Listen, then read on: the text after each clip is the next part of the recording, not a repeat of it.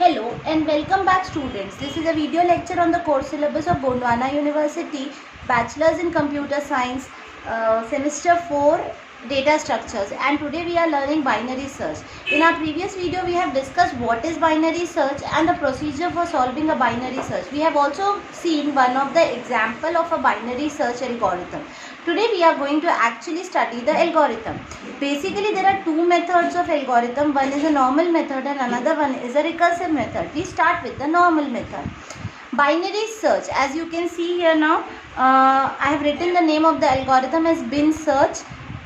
The variables required will be LA, that is your linear array, a B variable that will hold the beginning position, and E variable that will hold the ending position, and an item which you are going to search in an array.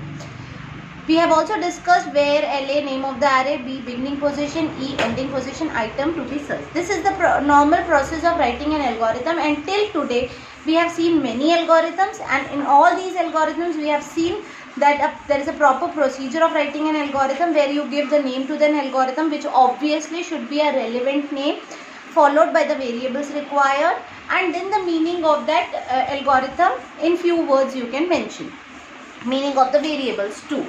Now, as you can see here, in the starting, the first step is if B is greater than your end. See children, in the previous video, in the end there were three cases, case A, case B and case C. The third case, the item was actually not present in the list, and in that particular video when an item was not in the list, I have told you that whenever the item is not in the list, the beginning position at some stage becomes greater than the ending position, and I have asked you to keep it in your mind that this step will be used in situation when the element is not found in the list. So here the very first step is the same step. If B is greater than E, element not found, return 0. Obvious है, और situation based तो पिछले video में देख लिया है कि beginning and से कब मिड कट करते करते करते एक टाइम ऐसा आएगा कि एंड बिग और मिड तीनों एक ही पॉइंट पे आएंगे, वहां भी एलिमेंट नहीं मिला तो बिगनिंग एंड से बड़ा हो जाएगा, और उस केस में समझ जाना कि एलिमेंट लिस्ट में नहीं है. तो ये एक केस हो गया, ये वेरी फर्स्ट केस था. अब ऐसा नहीं है, बिगनिंग एंड से बड़ा नहीं है, तो सेकेंड स्टेप पे हर बार आपको ना मिडिल वैल्यू निकालनी है. ये एक नॉर्मल मेथड है जिसमें मिडिल वैल्यू निकालने के लिए फॉर्मूला है integer of beginning plus end whole divided by 2. उसकी इंटीग्रल वैल्यू लेके मिड में स्टोर करेंगे. Why integral value? बिकॉज अगर बिगनिंग प्लस एंड कल बताया था, अगर बिगनिंग 1 है और एंड 8 है तो 1 + 8 होता है 9. 9 को अगर 2 से डिवाइड करेंगे तो आता है 4.5, और 4.5 कोई पोजीशन नहीं होती, 4 पोजीशन होती है या 5 पोजीशन होती है. ऐसी सिचुएशंस के लिए आपको पहले से बता दिया गया है कि अगर आपकी डेसिमल वैल्यूज आ रही है तो आपने डेसिमल को इरेडिकेट कर देना है और सिर्फ होल वैल्यू, इंटीग्रल वैल्यू को लेना है. That means in that situation you will take your mid value as 4. इसलिए उन्होंने यहाँ पे इंट लगाया है. ठीक है, आपने पहले आपका बिगनिंग रेडी है, आपका एंडिंग रेडी है, आप एम फॉर्मूला से m कैलकुलेट कर लीजिए, that is your mid value.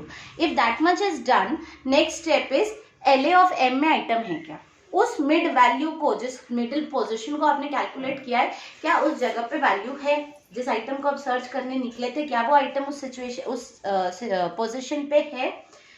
अगर है तो well and good, item found, खत्म. ठीक है. If LA and M of M is equal to item, return M, and simply you will write कि element found at position M, खत्म, end if.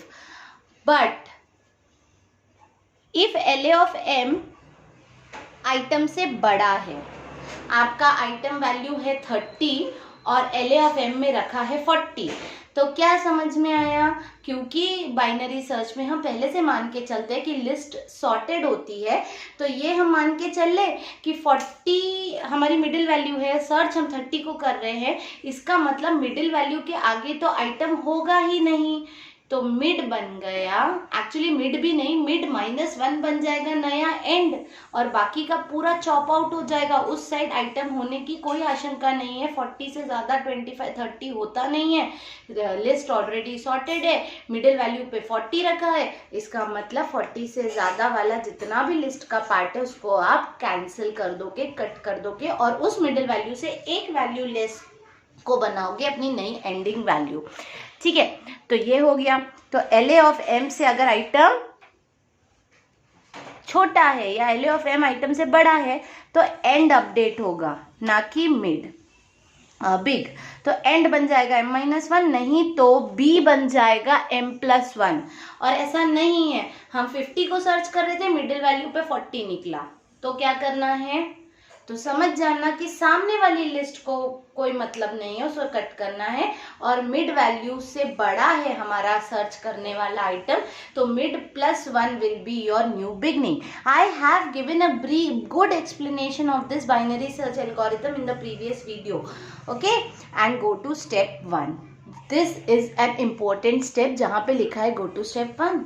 Go to step 1 क्यों लिखा है, क्योंकि एक थर्ड केस है जहाँ पे आइटम फाउंड हो गया, बट फोर्थ जो स्टेप थी उसमें दो ही बातें हुई, या तो एंडिंग आइटम तो मिला नहीं पर सर्च छोटा हो गया, सर्च स्पेस छोटा हो गया, या तो एंडिंग अपडेट हो गई या तो बिगनिंग अपडेट हो गई, लेकिन आइटम अभी भी नहीं मिला है। इसका मतलब वापस स्टेप 1 पे जाइए, चेक करिए कि बिगनिंग एंड से बड़ा तो नहीं है तो वापस से you will calculate your mid value, then you will check item है या नहीं, और ये प्रोसेस कंटिन्यूसली चलता रहेगा गेन एंड गेन, जब तक ऐसी सिचुएशन नहीं आ जाती जहाँ पे आपका आइटम आपको किसी एक पोजिशन पे मिल जाए। और ये नहीं हुआ तो ये हो जाएगा कि बिगनिंग एंड से बड़ा होके आप समझ जाओगे कि एलिमेंट नॉट फाउंड। तो गो टू स्टेप 1 का यहाँ पे एक ही मतलब है कि this is also type of recursive process only, but इन्होंने रिकर्शन के थ्रू से ना मेंशन करते हुए सिंपली एक सर्कुलर लूपिंग फॉर्म में एल्गो लिखा हुआ है, जहाँ पे वो वापस स्टेप 1 पे जा रहा है और पूरा एल्गो फिर से फॉलो कर रहा है। तो this is a normal method of binary search algorithm. There is also a recursive method. So before I teach you the recursive method, we have been learning data structure since long, और recursion को मैंने अच्छे से explain किया है बहुत बार. recursion का एक लाइन मीनिंग अभी फिर से देंगे आपको कि recursion का मतलब होता है एक एल्गो जब खुद को ही बार बार कॉल करे, तो ऐसे एल्गोरिथम्स को हम रिकर्सिव एल्गोरिथम कहते हैं. जैसे कि फैक्टोरियल में होता है, जैसे कि फिबोनाची में होता है. अगर मैंने बोला 5 फैक्टोरियल निकालो तो उसका प्रोसेस क्या है, 5 × 4 × 3 × 2 × 1. ठीक है, इसका मतलब 5 × 4 फैक्टोरियल बोल सकते हैं ना. इंस्टेड ऑफ राइटिंग 5 × 4 × 3 × 2 × 1, उसको तो हम ऐसा लिख सकते हैं कि 5 × 4 फैक्टोरियल, क्योंकि 4 फैक्टोरियल क्या होगा, 4 × 3 × 2 × 1. फिर 4 फैक्टोरियल को भी 4 × 3 × 2 × 1 की जगह 4 × 3 फैक्टोरियल लिख दीजिए. तो ऐसे एल्गोरिथम जो बार बार खुद को ही कॉल करते हैं, ऐसे एल्गोरिथम रिकर्सिव होते हैं. और ये तो बहुत क्लियरली समझ में आ रहा है कि बाइनरी सर्च भी एक रिकर्सिव एल्गोरिथम ही है, बिकॉज यहाँ पे हमने लूप में सर्कुलेट किया, या फिर instead of circulating in the loop वापस से बाइनरी सर्च को नए बिगनिंग और नए एंडिंग पोजीशन से कॉल कर लीजिए जब तक एलिमेंट नहीं मिलता. तो नेक्स्ट मेथड जो अभी हम देखेंगे वो एक रिकर्सिव मेथड है. ठीक है, in recursive method also the name of the algorithm is same, that is bin search. 4 variables है, LA, B, E और आइटम. LA मतलब नेम ऑफ एरे, B मतलब beginning position, E means ending position, item is the item to be search, that is your key element. ठीक है, again the first step is exactly the same. if beginning is greater than ending, इसका मतलब list कुछ गड़बड़ है, list में element बिल्कुल नहीं है. LOC को नल बोलो. LOC इज द लोकेशन, जिसको आप सर्च कर रहे हो. तो कोई लोकेशन नहीं है, नल लोकेशन है, कहीं आइटम नहीं है. और रिटर्न कर दो नल को और एंडिफ करके बोल दो कि element not in the list. But अगर ऐसा नहीं है तो फिर चलो मिड वैल्यू निकालते हैं. बिगनिंग हमारे पास है, एंडिंग हमारे पास है, और हम मिडिल वैल्यू निकालेंगे using the formula int b + e/2. Very good, mid value निकल चुकी है. अब चेक करो कि ये जो मिडिल वैल्यू है, ये मिडिल वैल्यू की जो पोजीशन है, उस पोजीशन पे जो वैल्यू रखी गई है, क्या वो मेरे आइटम से मैच हो रही है. If LA of M is equal to item, well done, item found हो चुका है, और वो जो M है वही मेरी पोजीशन है जहाँ पे आइटम फाउंड हुआ है. ठीक है, बट हर बार इतना अच्छा सर्च नहीं होता है कि आपने पहली बार ही मिड वैल्यू निकाली और वहीं आइटम मिल जाए. तो फिर ऐसा नहीं है, तो हमारे पास 2 केसेस होंगे. हमने टेलीफोन डायरेक्टरी का इसका एग्जाम्पल लिया है. अगर आप खुशवंत सिंह का नंबर ढूंढ रहे हो और L लेटर का कोई बंदे का पेज ओपन हुआ है, तो आपके दिमाग में ये क्लियर है ना कि फर्स्ट हाफ ऑफ डायरेक्टरी में खुशवंत सिंह का नाम होगा, सेकेंड हाफ की डायरेक्टरी तो आप पूरी छोड़ दोगे. फिर आप के लेटर पे पहुंचते हो उसमें भी के आई की सीरीज देखते हो, के यू की सीरीज, के आई की सीरीज ओपन हुई है तो आपको पता है कि के आई के पहले तो के यू नहीं आएगा ना, के यू के आई के बाद आएगा, तो आपका सर्च स्पेस आधा आधा आधा होता ही चला जाता है। वैसे ही आप चेक करो कि आइटम जो है वो आपकी करंट पोजीशन मिडिल पोजीशन से बड़ा है या छोटा है। अगर आइटम करंट मिडिल पोजीशन से बड़ा है तो कौन अपडेट होगा, बिगनिंग अपडेट होगा। तो देखिए यहाँ पे तो उसने बिगनिंग और एंड को अपडेट नहीं किया, यहाँ पे उसने रिकर्सिवली बाइनरी सर्च को फिर से कॉल किया बट वेरिएबल्स यूज किए, array is same, beginning is same but and update हो गया, एंड बन गया पुराना जो मिड निकला था -1 आइटम। और अगर एल ऑफ एम जो है वो आइटम से छोटा है या आइटम बड़ा है हमारी करंट पोजीशन से, मतलब हमारा बिगनिंग अपडेट होगा, नई बिगनिंग बनेगी, पुरानी middle value +1 is my new beginning ending item. So this way recursively these algorithms are going to be called again and again till your search is successful and return. Okay, this is simplest algorithm of binary search. This you can see it now that यहाँ पे recursively बिन search call हुआ है जहाँ पे variable, चारों variable में या तो बिगनिंग या तो एंडिंग को आप अपडेट कर लोगे डिपेंडिंग अपॉन योर वैल्यू कि क्या वैल्यू है। Okay, so this is recursive method of binary search algorithm. This is the particular example which I have taught you in the previous video.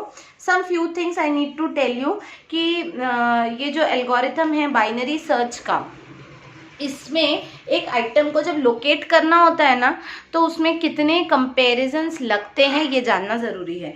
तो to locate an item in a list where list contains n elements, कुछ भी n number of elements हो सकते हैं, 10, 15, 20, 25 कितने भी, ठीक है, पर आपके कंपैरिजन कितने होते हैं, exactly log n by log 2 comparison रहेंगे। ठीक है, तो सपोज कर लो कि अगर 10 एलिमेंट है तो log 10 by log 2 comparison, log 10 की वैल्यू होती है 1 और log 2 की वैल्यू होती है 0.3, यानी 3 कंपैरिजन लगेंगे जिसको आप मतलब अप्रोक्सीमेटली 3.33 को अप्रोक्स कर लो 4 कंपैरिजन से। और अगर आपके पास 1 लाख एलिमेंट्स है मान लो, तो फिर log of 1 lakh by log 2 होता है 5 बाय 0.3 यानी 16 अप्रोक्सीमेटली 17 कंपैरिजन। इन जनरल ये सब याद करने की बिल्कुल भी जरूरत नहीं है। यहाँ पे एक ही चीज याद रखनी है कि बाइनरी सर्च बहुत इफेक्टिव है। लीनियर सर्च में जितने एलिमेंट है उतने कंपैरिजन करना है, बाइनरी सर्च में तो बिल्कुल हाफ से भी कम कंपैरिजन करने हैं। इसीलिए यू विल से कि binary search is a better algorithm as compare to your linear search because your complexity is very very low. Complexity of binary search is very very low, but the thing एक condition package के साथ आता है हमारा binary search algorithm कि भाई list पहले से सॉर्टेड होनी चाहिए। अगर लिस्ट सॉर्टेड नहीं है तो आप उसमें बाइनरी सर्च लगा नहीं सकते, और लिस्ट सॉर्टेड है तो then this is one of the best algorithm to use for searching an element in an list. Okay, so here we end with the binary search algorithm method also, and here we end with this particular unit also. In the next video we will start with the next unit. Okay, thank you.